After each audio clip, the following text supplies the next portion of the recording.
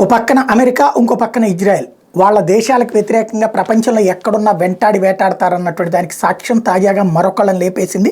The US military launched a retaliatory strike in Baghdad, Iraq on January 4, 2024. Mustaq Javed Kazim Al-Jawari, the leader of Harkat al-Nujaba, was killed in a US strike. The Pentagon said Al-Jawari was involved in planning and carrying out attacks against American personnel based in Iraq.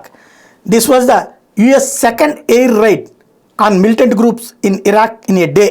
Earlier, a US strike targeted Iran-aligned Popular Mobilization Forces (PMF), also known as Hashad al-Shabi, and killed Mustaq Talib al-Saidi. ముస్తాక్ని ముందు వేసేశారు, ఆ తర్వాత ఇప్పుడు వీడిని వేసేశారు.